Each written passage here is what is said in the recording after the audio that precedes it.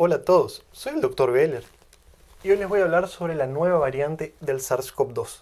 Voy a tratar de estar respondiéndole algunas dudas, como por ejemplo, cómo afecta esta nueva variante a la transmisión del virus, a la gravedad, cómo afecta a la inmunidad. Todavía hay muchas dudas, ¿sí? Quizás más dudas que respuestas, pero voy a tratar de explicarles lo que hay oficialmente publicado hasta la fecha de hoy. El video tiene fines exclusivamente educativos y está dirigido principalmente a estudiantes y o profesionales de la salud, pero voy a tratar de hacerlo con un lenguaje más o menos simple para que la mayoría pueda entenderlo. Y la primera pregunta, ¿tiene un nombre esta variante? ¿Cómo se llama? Fíjense, se llama SARS-CoV-2 VOC 2020-1201. ¿Qué quiere decir esto? VOC son las siglas en inglés de Variant of Concern, variante de preocupación o variante que preocupa, ¿sí? Y es la primera variante de diciembre del 2020, ¿eh? La primera variante que preocupa de diciembre del 2020. Eso quiere decir estas siglas acá. Se la conoce también, en algunos lugares ustedes lo van a leer, como SARS-CoV-2 VUI, de las siglas Variant Under Investigation. Y también se la conoce por las siglas y números del linaje que se le fue asignado, B1.1.7. Ahora, ¿por qué aparece tanto en los medios? ¿Por qué llamó tanto la atención? Bueno, por tres motivos principales. Por el aumento en el número de casos notificados, por el aumento en el número de mutaciones, y porque las mutaciones, algunas de ellas, ocurrieron en sitios críticos, ¿sí? Son mutaciones críticas. Ya les voy a contar a continuación para que se entienda mejor. Aumento el número de casos. Desde comienzo de noviembre hasta la fecha de hoy, se comenzó a notificar mayor cantidad de casos en el Reino Unido. Cuando esto ocurrió, se levantó la preocupación de la comunidad científica y se comenzó a estudiar tanto el comportamiento humano como también las características del virus para ver si había alguna nueva variante circulante, ¿sí? Se hizo un secuenciamiento genético y se vio que de este aumento en el número de casos, 60%, o sea, de 10 pacientes infectados, 6, ¿sí?, correspondían a esta nueva variante. Por algún motivo, ¿sí?, quizás por las mutaciones que tuvo, todavía los estamos tratando de entender, esta nueva variante podría tener alguna ventaja adaptativa que la hace más transmisible. Aumento en el número de mutaciones. ¿Qué quiere decir esto? Todos los virus mutan. El virus del HIV muta, el virus de la gripe muta y se espera que el SARS-CoV-2 también mute. Una mutación cada 15 días o 2 mutaciones por mes es lo esperado. Ahora, este virus esta nueva variante, mejor dicho, acumuló más de 12 mutaciones, más de una docena, incluso algunas de ellas en sitios críticos, como por ejemplo la proteína Spike, que ya se los voy a contar a continuación.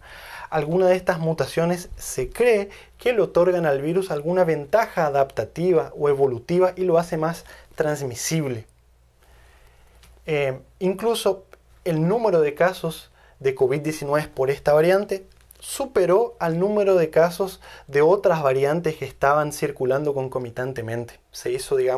Esta variante se hizo dominante. ¿Y por qué ahora? Bueno, esto no lo sabemos. Las mutaciones muchas veces ocurren por el acaso, o sea, de manera espontánea. Como les dije anteriormente, los virus mutan, es parte natural de ellos, ¿sí? Incluso el SARS-CoV-2 ya mutó miles de veces. Lo que ocurre es que cuando un virus muta, alguna de estas mutaciones o alguno de estos cambios no le ofrece ninguna ventaja al virus. Y el virus mutado o la nueva variante acaba inactivándose o muriendo, simplemente desapareciendo. Ahora, otras veces, como en estos casos, esas mutaciones o cambios le otorgan al virus algún tipo de ventaja evolutiva. Imagínense que si nosotros recordamos el material genético del virus, el ARN, consiste en una secuencia de bases nitrogenadas. Cada, más o menos, 3 bases nitrogenadas, ¿sí?, que son adenina, guanina, uracilo, citosina, con estas siglas acá. Cada 3 bases nitrogenadas se encuentra la información genética para formar un aminoácido. Por ejemplo, en este caso acá, CSU, prolina. El aminoácido prolina. Los aminoácidos van a unirse y van a formar parte de una cadena de aminoácidos que se los enumera. 1, 2, 3, 4, 5 y así sucesivamente. Esa cadena de aminoácidos después se va a plegar y va a formar las proteínas. Las proteínas le van a dar una estructura al virus y esa estructura va a cumplir determinada función. Como por ejemplo en el caso de la proteína Spike, la función por su forma es unirse a la ECA2 y así permitir la internalización del virus. Bueno, imagínense que cada una de estas letras son como ladrillos. Cuando el material genético del virus está replicando en nuestra célula, muchas veces la enzima, que es la ARN polimerasa dependiente de ARN, comete errores. ¿Y qué quiere decir que comete errores? Bueno, por ejemplo, si ustedes se imaginan que estos que están acá son ladrillos, muchas veces se ponen los ladrillos en sitios equivocados y se termina formando otro tipo de aminoácido. Entonces, si acá se forma otro aminoácido en esta secuencia, por ejemplo, en vez de prolina, se forma, por ejemplo, alanina. En esta posición ya no va a estar más la prolina, va a estar la alanina, va a estar otro aminoácido. Y esto va a cambiar muchas veces por completo la estructura de la proteína, y si la estructura de la proteína cambia, también va a cambiar su función. Si esta nueva función le ofrece al virus algún tipo de ventaja evolutiva, el virus se va a replicar más, el virus se va a transmitir más. Ahora, si esta nueva mutación inactiva o lo hace menos eficiente al virus, el virus simplemente va a desaparecer. Es para que se entienda más o menos por qué ocurrió ahora, ¿sí? Tal vez este virus tenga alguna ventaja evolutiva. Vamos a ver ahora cuáles son las mutaciones, en qué parte de la estructura viral ocurrieron y cuál es la importancia de cada una de ellas. Entonces, fíjense con respecto a las mutaciones. ¿Qué tenemos de datos oficiales? Esta variante tiene 14 mutaciones llamadas de no sinónimos, que ya se los voy a explicar, y 3 deleciones, o sea, un total de 17 mutaciones. De estas 17, 8 ocurrieron en sitios críticos, o sea, en la proteína Spike. Y se cree que de estas 8, 3 tienen importancia biológica. Importantes. ¿Qué quiere decir que tienen importancia biológica? Que impactan tanto en la forma como en la función, en este caso de la proteína Spike, y tal vez ofrezca al virus alguna ventaja. Fíjense, primero les voy a explicar para entender lo que es una mutación no sinónimo, qué sería una mutación sinónimo. Entonces, tenemos esta secuencia de bases nitrogenadas. Yo les había dicho anteriormente que una secuencia de 3 bases nitrogenadas, esto que está acá, por ejemplo, citosina, citosina, uracilo, ¿sí? Es un triplete o un codón. Cada triplete codifica o tiene la información genética para la formación de un aminoácido específico. Ahora, el código genético tiene un margen de seguridad importante para evitar justamente las mutaciones. ¿Qué quiere decir esto? Si por algún motivo durante la replicación del virus la ARN polimerasa dependiente de ARN comete algún error, o sea, vamos a imaginarnos que esto que está acá es como un libro y vamos a hacer 200.000 copias de ese libro. En ese proceso podemos escribir de manera equivocada alguna palabra. Muchas veces cambiamos una letra de la palabra, pero el significado no se altera.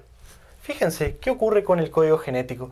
Muchas veces ocurre acá una mutación y, por ejemplo, CCU se reemplaza, por ejemplo, por CCC. O sea, la U acá se reemplazó por una C. En este caso, este triplete o este codón continúa codificando para la formación de prolina. O sea, hubo un cambio, pero ese cambio fue sinónimo. Se continúa formando el mismo aminoácido. Entonces, por lo tanto, en la cadena de aminoácidos no va a haber un cambio en la estructura y por lo tanto no va a haber un cambio en la función de la proteína. Ahora, no sinónimo es justamente lo contrario, ¿sí? Vamos a imaginar que cambiamos de manera mucho más importante las letras de esa palabra, por lo tanto cambió el significado. Por ejemplo, si nosotros ponemos acá en vez de CCC, ponemos GCA. Hubo un cambio más importante. Entonces, en este caso, ya no se va a codificar más para prolina. Se va a codificar para, por ejemplo, alanina. que es otro aminoácido. Entonces, en la posición, por ejemplo, acá en la posición 3, donde estaba prolina, ahora hay alanina. Hubo un cambio en la estructura, por lo tanto va a haber un cambio en la función de la proteína. Eso es una mutación no sinónimo, biológicamente importante. Impacta en la función de la proteína. Les aclaro que esto no es lo que ocurrió con el virus, es solamente para que se entienda que es una mutación sinónimo y no sinónimo. Una de las mutaciones más importantes es la mutación N501Y. ¿Qué quiere decir esto? En la posición 501 de la secuencia de aminoácidos, que es justamente donde está el receptor binding domain, que sería el sitio de unión al receptor de la proteína Spike con la ECA2. Este es el sitio que hace contacto con el receptor para que el virus internalice, ¿sí? El aminoácido asparagina se reemplazó por tirosina.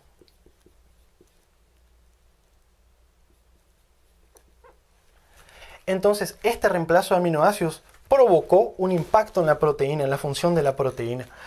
Les aclaro que varias de estas mutaciones de las que vamos a hablar ya fueron reportadas en otros linajes, en otras variantes de virus que circulaban de manera independiente de estas previamente, ¿sí?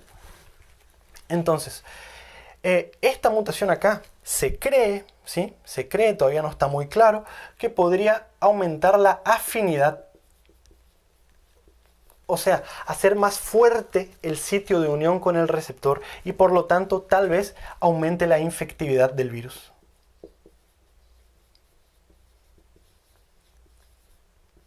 Se los pongo entre preguntas porque todavía no está muy claro, ¿sí?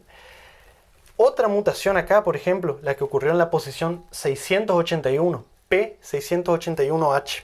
Esta mutación ocurrió cerca del sitio de clivaje de la proteína. ¿Qué quiere decir esto? Recuerden que la proteína Spike tiene dos subunidades, subunidad S1 y subunidad S2. Cuando la proteína se va a unir con el receptor, con el ECA2, para internalizarse en la célula, para infectar, se tiene que clivar, o sea, se tiene que separar la subunidad S1 de la S2. La mutación ocurrió muy adyacente al sitio de clivaje. No está muy claro todavía cuál es la función, pero se cree que esto que está acá podría favorecer la entrada viral y contribuir con un aumento de la infectividad. Se los pongo también entre preguntas. ¿Aumenta la infectividad? Y esta que está acá, la delesión que ocurrió en la posición 6970 de delesión. ¿Qué es una delesión? Es una pérdida de un fragmento en la secuencia de bases nitrogenadas. Vamos a imaginar acá que se pierde estas tres, ¿sí? Esas tres primeras. Si se perdió este triplete, este codón, se va a perder un aminoácido. Eso es lo que ocurrió en estas posiciones 69 y 70. Se perdió la base nitrogenada que codificaba para el aminoácido en esas posiciones. Entonces, de alguna manera, esto afectó la estructura y la función de la proteína. La importancia de esta mutación no queda muy claro, pero en modelos experimentales y en otros linajes de virus que también tenían esta mutación, se asoció a un aumento quizás de la infectividad y se asoció también a dos cosas importantes. A la evasión del sistema inmunológico en pacientes inmunosuprimidos y también se le asoció a los falsos negativos en los tests de RT-PCR. ¿Sí? Bueno, vamos a ver rápidamente cuál es el impacto del surgimiento de nuevas variantes del SARS-CoV-2. Con respecto a la habilidad para propagarse, ¿qué sabemos hasta el momento? En un estudio publicado de un modelo matemático en donde se combinó informaciones del virus, informaciones del comportamiento humano, informaciones epidemiológicas y otra serie de cosas complejas, se estimó que este virus podría ser entre 50 y 74% más transmisible. ¿Qué quiere decir esto? Que si estás en el colectivo y estornudas o toses, este virus podría contagiar más, con más facilidad y a más personas. ¿Estamos? Esto podría explicarse por alguna de las mutaciones que les dije anteriormente, pero todavía no queda muy claro. Faltan más datos y más estudios.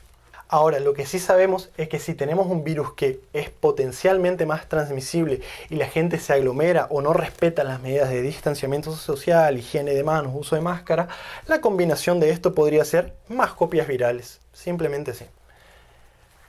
Ahora, ¿este virus causa una enfermedad más grave? La respuesta es que no hay evidencia de esto.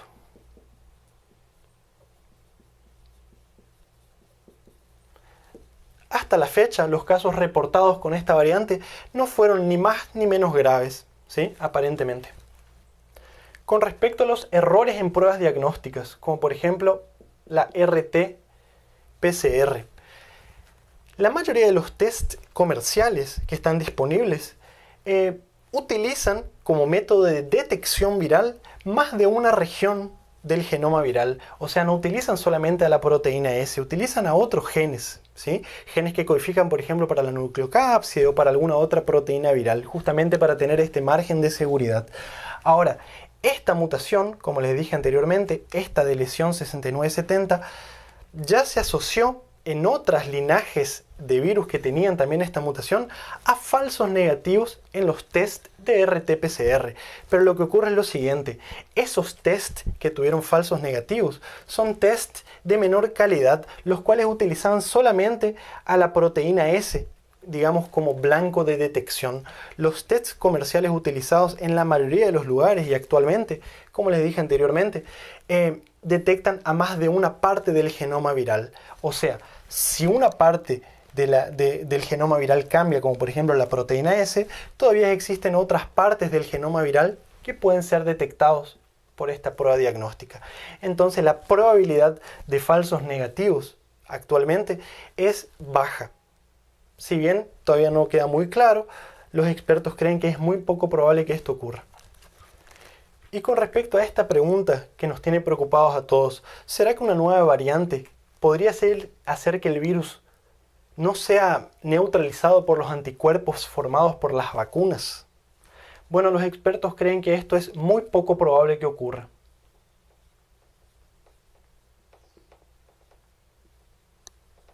¿Y por qué? Se los explico. Si bien los anticuerpos generados por la vacuna atacan justamente a la proteína S, ¿sí? Se dirigen, por ejemplo, pónganse acá, un anticuerpo contra la proteína S. La mayoría de las vacunas autorizadas por las agencias reguladoras, como por ejemplo la FDA, son vacunas que generan en nuestro organismo anticuerpos policlonales. ¿Qué quiere decir esto? Que los anticuerpos se dirigen contra varias regiones del virus. Y es el mismo principio que les dije con los test diagnósticos, ¿sí? Si una parte de la proteína cambia, los anticuerpos se pueden dirigir aún contra otras partes del virus o contra otra parte de la proteína. De esa manera podrían continuar neutralizando el virus. Por eso los expertos creen que es muy poco probable que esto ocurra. De todas formas, la ciencia ya está preparada para eso y las mutaciones van a ocurrir en el SARS-CoV-2, por lo tanto quizás las vacunas tengan que ser modificadas a lo largo del tiempo. La ciencia ya está preparada para esto. Bueno, esto fue un resumen sobre la nueva variante del SARS-CoV-2, espero que te haya quedado claro. Puedes verlo cuantas veces quieras al video, déjame tu comentario, tus preguntas, tus dudas, seguime en las otras redes sociales y por favor compartí el video, así nos ayudas a seguir creciendo. Nos vemos muy pronto con más material. Chau, chau.